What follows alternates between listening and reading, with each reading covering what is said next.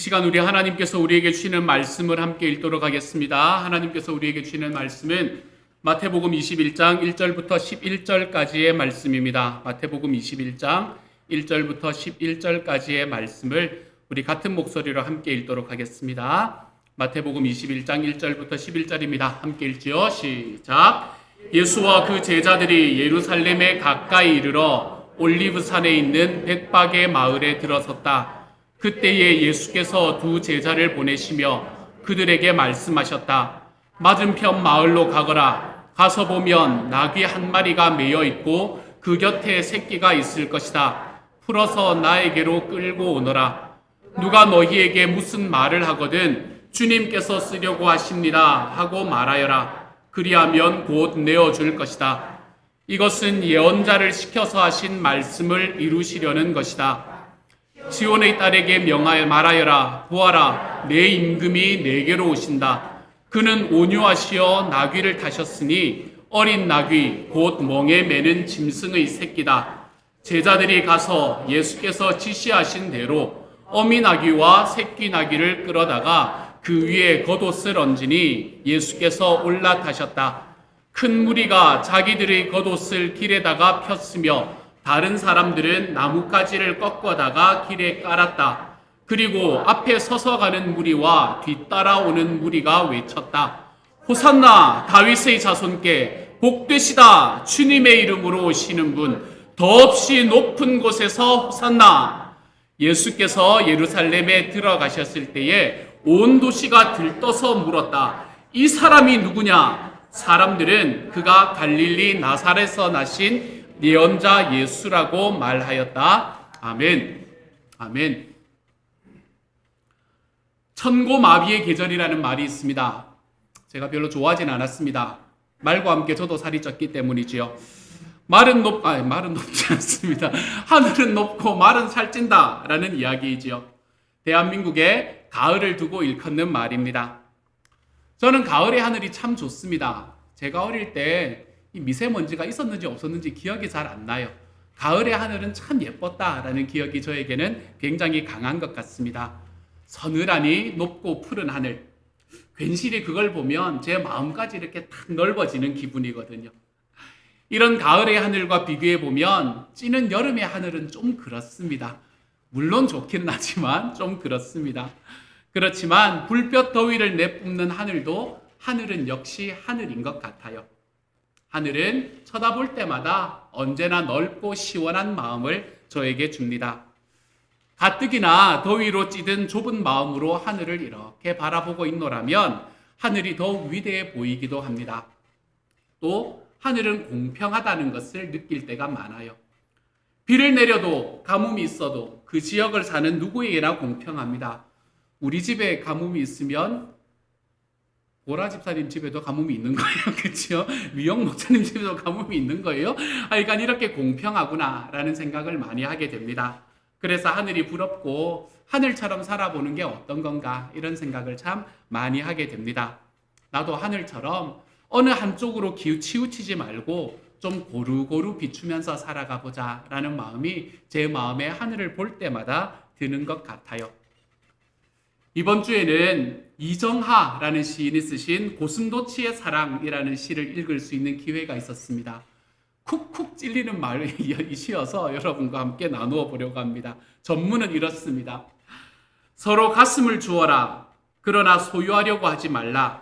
소유하고자 하는 그 마음 때문에 고통이 생겨나니 추운 겨울날 고슴도치 두 마리가 서로 사랑했네.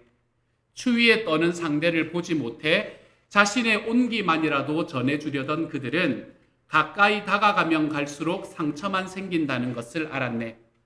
안고 싶어도 안지 못했던 그들은 멀지도 않고 자신들의 몸에 난 가시에 다치지 않을 적당한 거리에 함께 서 있었네. 그들은 행복했네. 행복할 수 있었네. 굉장히 짧은 시인데 제 마음에 참 많이 와닿았던 그런 시였습니다. 여러분, 고슴도치라는 동물을 제가 직접 본 적은 한 번도 없습니다. 하지만 고슴도치 한 마리는 보통 몸에 5,000개에서 10,000개 정도의 가시를 가지고 있다라고 이야기를 하더라고요. 그래서 이 고슴도치는 사랑하는데 참 많은 장애를 가지고 있는 존재입니다. 그렇지만 어떻게 그렇게 많은 가시를 가지고도 서로 사랑을 하고 이렇게 많은 가시를 가지고도 서로 사랑을 하고 새끼를 낳으면서 잘 어울린다고 해요. 어떻게 이것이 가능할까요? 어떻게 이것이 가능하나 하면 바늘과 바늘 사이, 가시와 가시 사이를 조심스럽게 잘 연결해서 서로가 찔리지 않도록 함으로 인해서 가능하답니다. 이게 사랑하는 상대에게 다가가되 상대가 내 가시에 찔려서 아파할까봐 아주 조심스럽게 다가가 보는 거지요. 조심스럽게 한 발자국 한 발자국. 고슴도치는 사랑을 해도 이렇게 좀 조심스럽게 하는 그런 동물인 것 같아요. 저는 이 시를 바라보면서 우리에게도 참 많은 가시들이 있구나라는 생각을 제 마음속에 하게 되었습니다. 가까우면 가까울수록 우리는 그 가시로 서로를 찌르며 상처를 주는 자리에 서 있구나라는 것도 깨닫게 되고요. 타인을 생각하는 배려가 없이 나 자신의 이익만을 앞세우는 세상에서 이 고슴도치 이야기라는 이 시는 저의 가슴을 촉촉히 적셔주는 그런 이야기였습니다. 듣고 있노라면 가슴 속에 스르르 저며 들어오는 그런 사랑 이야기 같았어요. 자칫 소홀해지기 쉬운 자신을 돌아보아서 내 자신의 내면에 대해서도 한번 성찰해 볼 수 있도록 만들어주는 그런 시였어요. 상대가 누구이든 그들에게 신중하게 다가가는 여유와 진실된 사랑이 어떤 건가라는 것을 다시 한번 생각해 보게 만드는 그런 시 말입니다. 그런데 여러분, 이 고슴도치의 사랑 이야기는 바로 우리 주님 그리스도의 사랑의 이야기가 아닐까라는 마음이 제 마음속에 불현듯 들어왔습니다. 그리스도의 사랑은 고슴도치의 사랑 같은 거구나 라는 생각을 참 많이 하게 됐어요. 찌르는 가시가 있는 사랑. 그래서 더 조심스럽게 조심조심 여유 있게 다가오는 사랑. 그것이 바로 예수님의 사랑인 것 같아요. 왜 고슴도치의 사랑이라 할까요?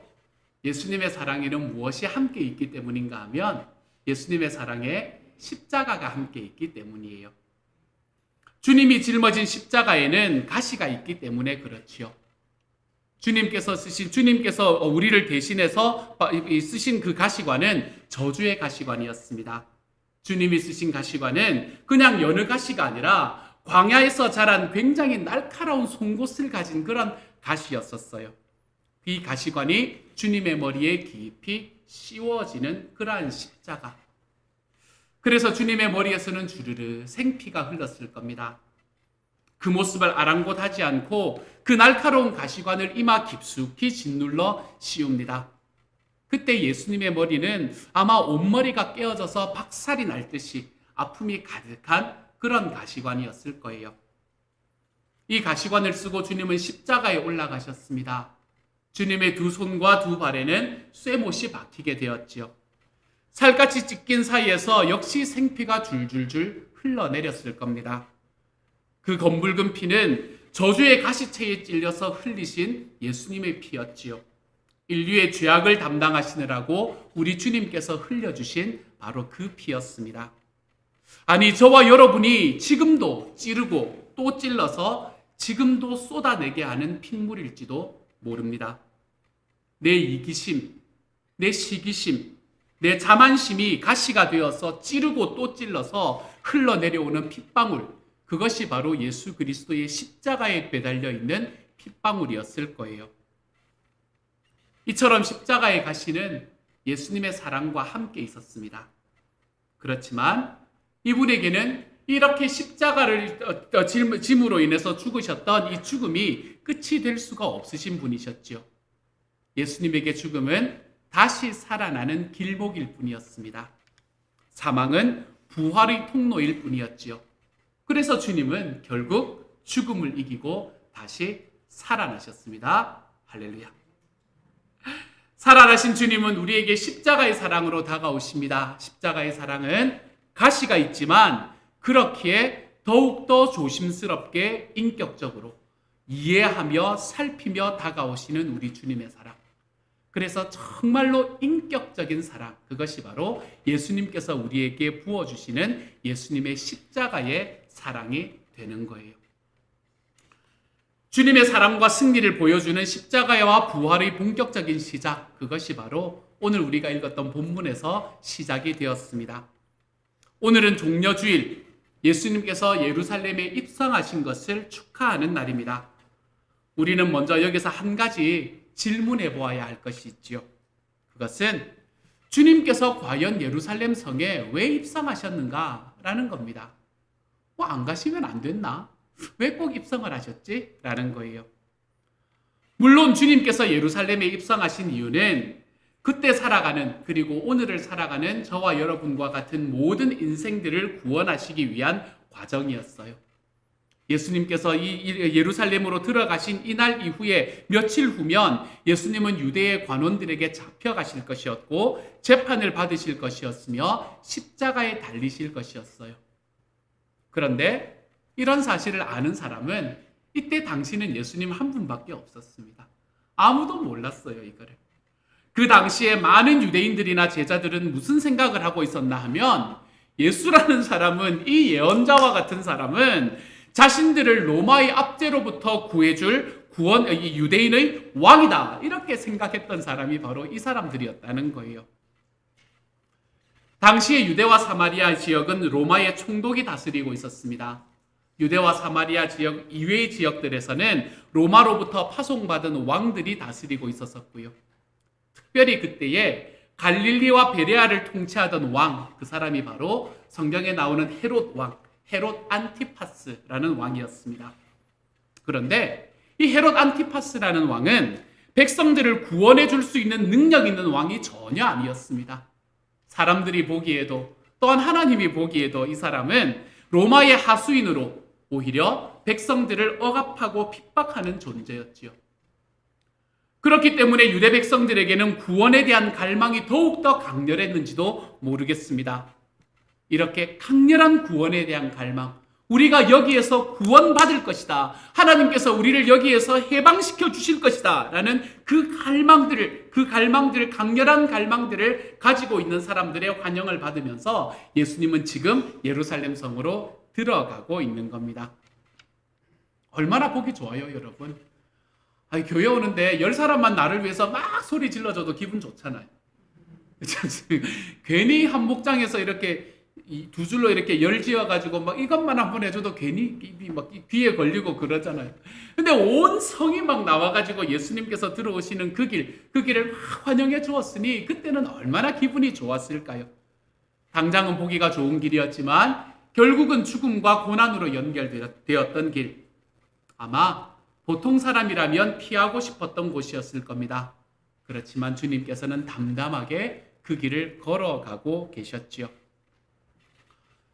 예수님께서는 이 예루살렘 성으로 들어오시는 모습부터가 이미 예사롭지가 않았습니다, 여러분. 예수님은 들어가시기 전에 사람들이 나를 위해서 그렇게 모여 있으면 리무진 좀 준비해봐, 뭐 이런 이야기 하실 수 있을 것 같지 않아요? 그렇죠? 전투마 좀 준비해봐, 전투마. 이 백마 가져와, 백마, 뭐 이런 느낌. 그 신데렐라 보면 황금마차 뭐 이런 거 가지고 이제 타고 들어가고 싶었을 거잖아요. 그런데 그런 황금마차, 그런 롤스로이스를 원하는 것이 아니라 어미가 있는 나귀 새끼를 찾으셨습니다. 주님이 나귀의 새끼를 타셨다는 것은 그때 당시의 사람들의 상상을 뛰어넘는 행위였어요. 죽은 자를 살리는 능력을 보여주신 분이 준말을 타고 성문을 들어오는 개선 행렬이 아니라 새끼 나귀 새끼 하면 기분이 좀 이상했어요. 새끼 나귀를 타고 들어오다니요. 어쩌면 당신의 모습을 감추기 위함일 수도 있었을 것이고, 어쩌면 모든 사람들에게 진정한 겸손이라는 건 이런 거야 라는 것을 보여주기 위함일 수도 있었을 겁니다. 그렇지만 어쨌든 이 예수님이 새끼 나귀를 타고 들어온 이 모습은 당시 사람들에게 너무나 파격적인 모습이었습니다. 마태는 특별히 이 예수님이 타신 이 나귀를 두고 그냥 나귀라고 표현하지 않고 멍에 매는 나귀의 새끼를 타셨다, 이렇게 이야기를 합니다. 이것은 아마도 장차 며칠 후에 모든 인생들의 멍에를 자기의 어깨에 다 짊어지실 예수님의 모습을 의미하는 상징적인 말씀이라고도 할 수 있겠습니다. 여러분, 우리 인생의 멍에가 뭐예요? 여러분은 뭐에 눌려서 살아가고 계십니까? 내 인생의 당장의 실패, 그것도 우리의 삶의 몽해가 될 수 있습니다. 내 삶에 있는 관계의 문제, 몽해가 될 수 있습니다. 하지만 우리의 삶에 있는 가장 근본적이고 가장 중요한 우리 인생의 몽해, 그것은 내 삶에 있는 죄악과 그로 인한 죽음이라는 운명이 아니겠습니까? 이 무거운 멍에를 짊어질 만한 인생, 우리 삶에 있는 모든 죄악과 죽음의 멍에를 자기의 어깨에 얹고 이 땅을 걸어갈 수 있는 인생은 아무도 없었습니다. 아니, 설령 누가 짊어진다고 한들 그것을 해결할 수 없는 사람이 짊어진다면 그게 무슨 의미가 있겠습니까? 그러니 이것을 하나님의 아들이신 예수님이 짊어지시고 십자가라는 형태를 통해 단번에 해결하시려고 이 땅에 오셨던 것이지요. 그런데 이것을 바라보던 사람들은 이 예수님의 의도와는 굉장히 다르게 판단하고 그분을 비판하기 시작합니다.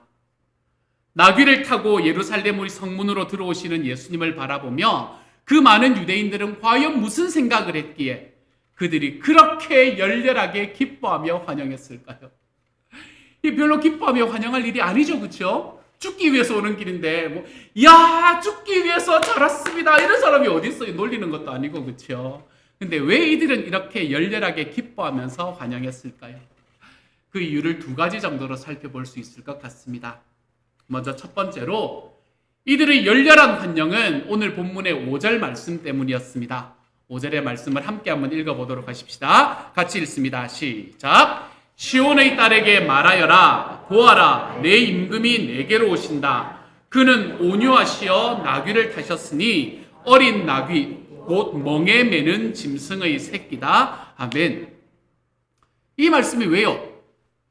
이 말씀이 왜 당시 유대인들이 기뻐했던 이유가 되는 걸까요? 왜 예수님이 자신을 구원해 줄 유대인의 왕이라고 이 말씀을 보고 이 상황을 보고 이 말씀이 우리에게 가르쳐 주고 있는 걸까요? 그 이유는 구약 성경에 나오는 스가랴서 9장 9절의 말씀을 찾아보아야 우리가 알 수 있습니다. 이 말씀도 같이 한번 읽어보지요. 스가랴서 9장 9절입니다. 함께 읽습니다. 시작. 도성 시온아 크게 기뻐하여라. 도성 예루살렘아 환성을 울려라. 내 왕이 내게로 오신다.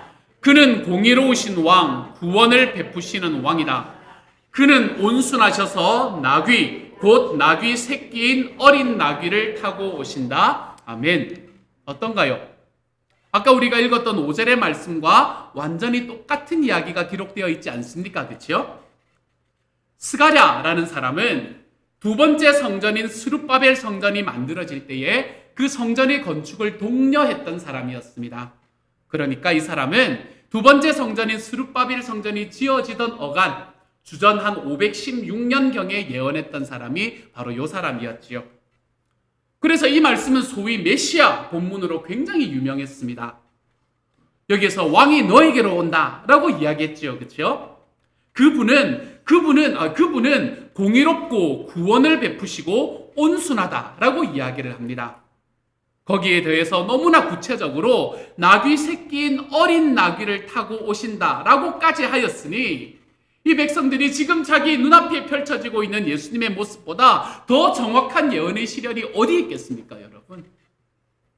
그리고 거기다가 오늘의 말씀은 그렇게 들어오는 사람을 보거든 도성 시온아 크게 기뻐하여라. 도성 예루살렘아 환성을 올려라 라고 했으니 그동안 로마의 통치에 억압받던 유대인들이 어찌 열렬히 환영하고 싶지 않겠습니까?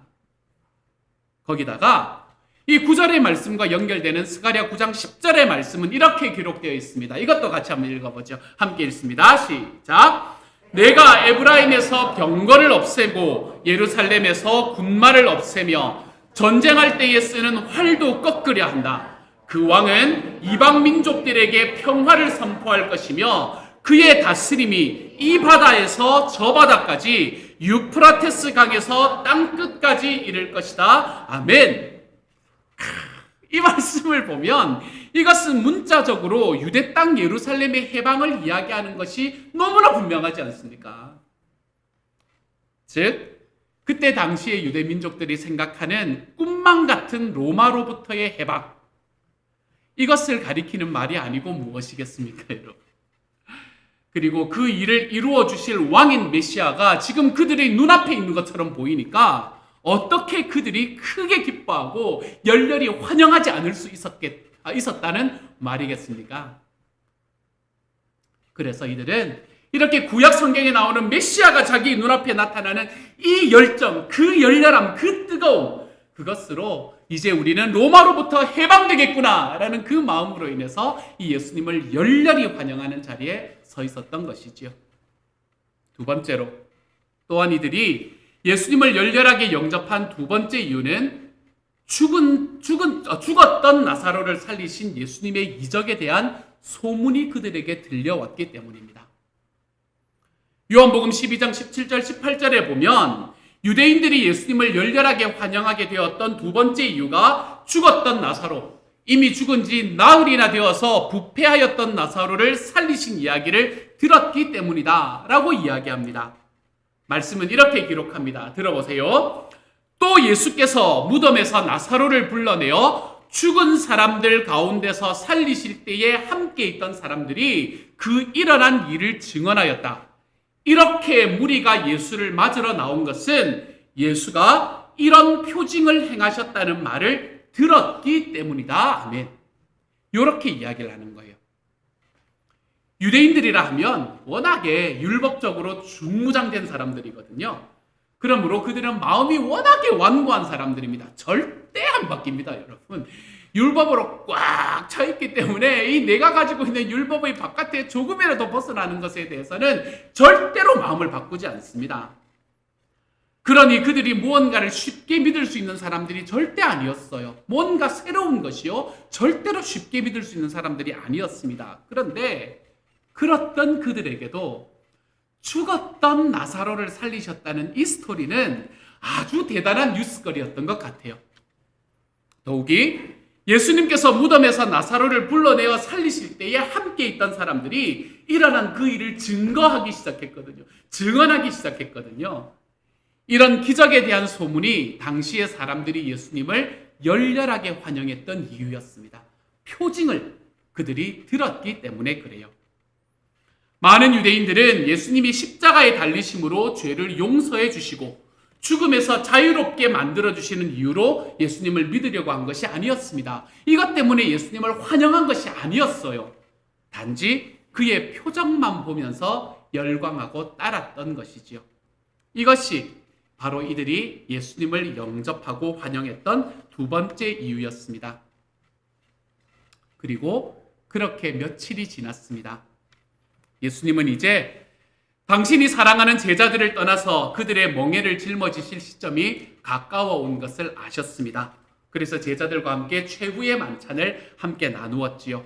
그리고는 겟세마네 동산이라는 곳에 자기의 몇몇 제자들과 함께 올라가서 기도하셨습니다.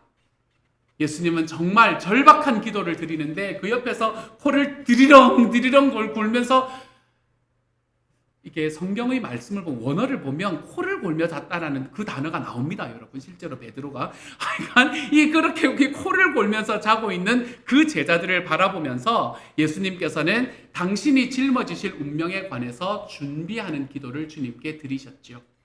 그리고 난 다음에 주님은 가룟 유다와 함께 온 군병들에게 잡히고 맙니다. 그리고는 우리가 말씀에서 보았듯이 대제사장 앞에서 고초를 당하게 되지요. 그리고는 유다 총독인 빌라도 앞에 끌려가셔서 그에게서 신문을 당하십니다. 이런 일련의 비극적이고 처참한 모습들을 보면서 마음속에 예수님을 열렬히 환영했던 그들이 가지고 있던 환상이 깨어지고 말았던 겁니다. 아니 자신들을 구원하실 유대인의 왕으로 오신 분이라고 자기들은 생각하고 그렇게 믿었고, 또 구약 성경에서 말씀하시는 메시아로 오신 분이라는 것을 확실히 믿었는데 이분이 어떻게 이럴 수가 있단 말인가? 그들의 실망은 이루 말할 수가 없었습니다. 이렇게 실망하는 데는 제자들도 다를 바가 없었어요. 그들도 똑같이 이런 생각으로 실망을 하고 있었습니다. 그렇기 때문에 예수님께서 잡혀가시자 즉각적으로 그분의 주변에 있던 많은 제자들과 사람들이 두려움과 실망감으로 인해서 순식간에 뿔뿔이 흩어져 버리지 않았습니까? 이러니 그동안 예수님께서 우리를 이 로마로부터 구원해 주실 것이다 라고 철저하게 믿었던 유대인들은 대실망을 하게 되었습니다. 그들의 마음속에서 예수님을 열렬하게 환영했던 것 이상의 대실망을 하고 말았지요. 그리고 그 실망은 분노의 감정으로 표출되기 시작합니다. 그때 마침 그들의 분노에 기름을 끼얹을 수 있는 사건이 하나 발생했으니 바로 6월절 날 빌라도 총독의 죄수 심판 사건이었습니다. 예수님이 총독 빌라도 앞에 신문을 받고 계시는데 예수님과 함께 신문을 받은 죄수 중에서는 이름을 알 수 없는 다른 죄수들과 바라바라는 죄수, 최소한 이렇게 4명이 그 앞에 존재했었어요. 마침 이때는 유대인의 명절인 6월절이었는데 이때는 죄수 중에 하나를 그냥 놓아주는 풍습이 있었습니다. 그래서 빌라도가 유대인에게 묻기를 너희는 누구를 놓아주기를 원하냐라고 질문을 하죠. 그랬더니 많은 유대인들의 분노가 그때 폭발하게 됩니다. 내가 기대했는데, 내가 믿었는데 어떻게 이럴 수가 있는가? 그 분노가 폭발하게 됩니다. 그러면서 그들은 자기들의 기대를 실망시키는 것 같은 예수님을 십자가에 다십시오라고 요구하기 시작하는 것이죠. 그리고 예수님에 대한 화풀이 격으로 가장 흉악한 강도였던 바라바, 그 사람을 차라리 놓아주십시오라고 이야기하기 시작하지요. 처음에 예수님이 나귀를 타시고 예루살렘 성에 들어오실 때 있었던 그 많은 유대인들이 똑같은 유대인들이었을 거잖아요. 겨우 5일이 지났거든요. 지금 똑같은 유대인들이 이제는 그 예수를 십자가에 못 박으십시오라고 외치고 있는 겁니다. 이것이 무리들의 모습이었어요. 불과 닷새 전에 예루살렘 성에 들어오시는 예수님을 향하여 그렇게 열렬히 환영했던 이들이 이제는 완전히 돌변한 얼굴을 하고 있는 겁니다. 우리가 원하는 사람은 바라바입니다. 바라바를 놓고 예수를 십자가에 못 박으십시오 라고 외치는 사람들의 모습. 예수님을 환영하던 그 열광이 이제는 예수를 죽이는 저주로 나타나고 있는 거지요. 이것이 누군가의 충동에 의해서이건 나의 열정 때문이건 간에 우리의 삶의 열광은 우리를 엉뚱한 곳으로 이끌어갈 때가 많습니다, 여러분. 그래서 제가 여러분에게 한 번씩 드리는 말이 그거잖아요. 너무 흥분하지 마세요. 이런 얘기를 제가 많이 드리잖아요. 우리는 오래 가는 게 중요합니다. 이런 이야기를 제가 여러분께 드리는 때가 있잖아요. 그렇죠?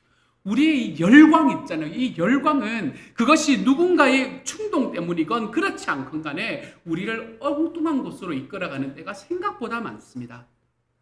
그런데 이들에게는 이 열광과 실망과 저주의 모습, 이러한 모습들이 그들의 삶의 끝은 아니었습니다. 그로부터 50여일이 지난 날 우리는 이 똑같은 군중들의 세 번째의 얼굴을 보게 되는 거죠. 예수님이 승천하시고 열흘이 더 지난 때였습니다. 유대에는 또 하나의 명절이 찾아왔지요. 6월절로부터 50일이 지난 때인 오순절이었습니다. 이때 이날 예수님의 마지막 명령대로 예수님을 따라다니던 120명의 제자들은 마가 어머니의 다락방에 모여서 기도하고 있었습니다. 그리고 그들은 그곳에서 뜨거운 성령의 체험을 하게 되지요. 그리고 이 120명을 통해서 당시 예루살렘에 있던 수많은 사람들의 마음속에 성령님의 역사가 시작이 됩니다. 특별히 사도들이 성령이 충만하여 담대하게 하나님의 말씀을 전하게 되지요. 예루살렘의 무리를 보고 이렇게 이야기합니다. 예수는 바로 당신들이 죽인 것이다 라고 그들의 죄를 담대하게 지적하고 나서 그런 예수가 다시 살아나셨고 우리와 함께 계시다가 이제는 승천하셨다라고 선언하고는, 그렇지만 하나님은 당신들의 악을 선하게 이용하셔서 구원의 기회를 주셨으니 이제는 너희들이 행했던 그 모든 죄악을 뒤로 하고 회개하여 구원을 얻으라 라고 이야기하는 곳까지 이 사도들이 이 복음을 전하기 시작을 합니다. 이 설교에 대해서 예수님을 십자가에 못 박으십시오 라고 이야기했던 그 사람들은 마음에 찔려서 괴로워합니다. 그리고 그날에 무려 3,000명씩이나 회개하고 예수 믿기를 작정하고 세례를 받는 것을 우리는 볼 수 있게 되지요. 회개하고 하나님이 베풀어 주신 올바른 길로 돌아오는 백성들의 모습을 우리는 여기에서 볼 수 있게 되는 겁니다. 사랑하는 여러분, 오늘 본문에서 예수님을 열정적으로 환영한 이 군중들은 하나님의 아들인 예수 그리스도를 십자가에 못 박는 장본인 역할을 감당하는 사람들이었습니다. 비록 그것이 대제사장과 장로들의 충동에 의한 것이라고 할지라도 저를 십자가에 못 박으십시오 라고 입술을 열어 소리쳤던 장본인들이 바로 이 무리였습니다.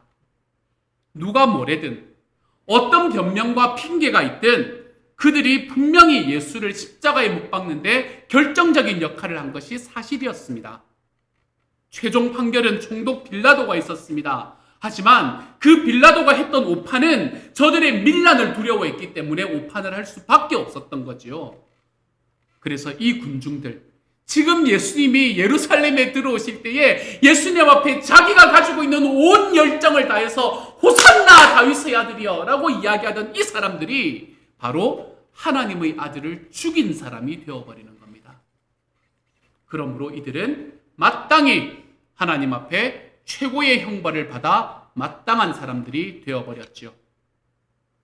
그렇지만 하나님은 이들을 그 자리에 그대로 버려두시지 않으셨습니다. 여기에 하나님의 사랑이 있습니다. 그들에게 성령님을 보내셨고 당신을 못 박았던 이 무리들에게 회개할 수 있도록 예수님께서는 다시 역사하기 시작하셨지요. 이 하나님의 놀라운 사랑을 보십시오.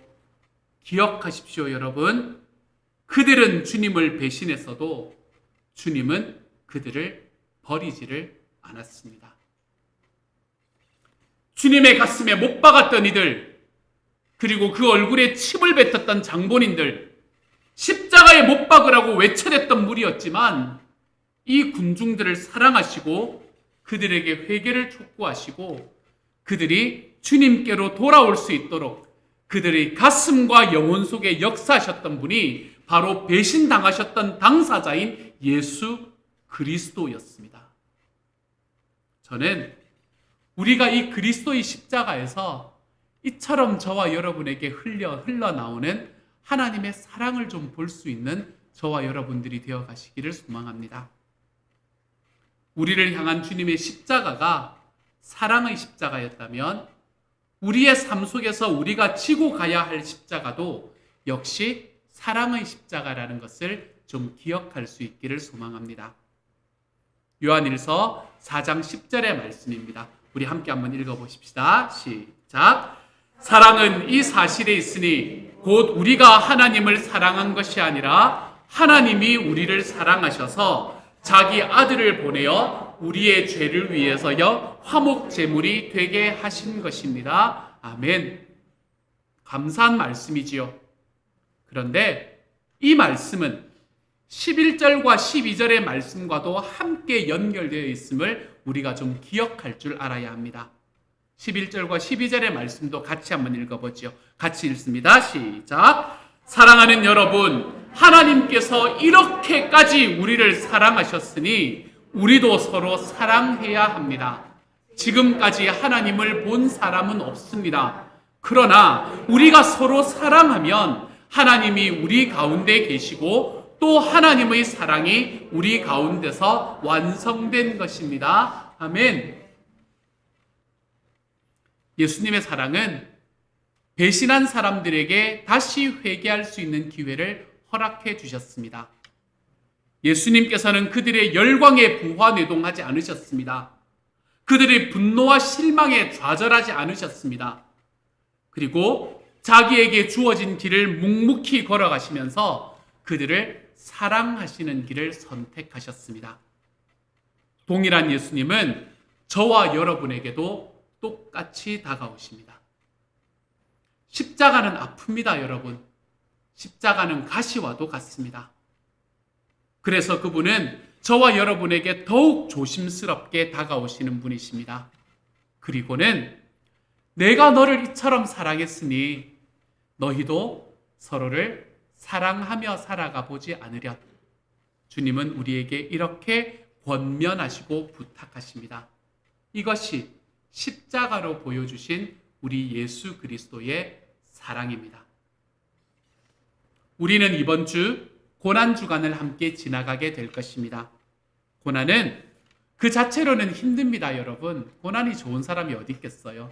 하지만 고난은 부활이 있기에 걸어볼 만한 길입니다. 이번 주간을 살아가면서 주님의 십자가가 우리에게 보여주시는 사랑, 저는 이것들을 좀 경험해 볼 수 있는 시간이 될 수 있기를 소망합니다. 또한 그 길을 살아가 볼 수 있는 하나님의 사람이 좀 되어 가시기를 소망합니다. 한 번 살아가는 인생, 사랑하며 살기에도 바쁜 삶으로 채워갈 수 있는 주님의 사람들이 되어 가시기를 소망합니다. 그래서 하나님의 사랑이 우리 가운데서 완성된 것을 보여주며 살아가는 그런 하나님의 공동체, 우리의 가족, 우리의 목장, 우리의 교회들이 되어갈 수 있는 하나님의 사람들이 다 되어갈 수 있기를. 내 옆에 있는 사람들 좀 더 사랑해서 하나님께서 나에게 베푸신 주님의 사랑을 내가 완성하며 살아가 보렵니다. 주님, 우리가 이러한 고백으로 하나님 앞에 나아가 볼 수 있는 우리 주님의 사람이 되어 가시기를 우리 주님의 이름으로 축복합니다.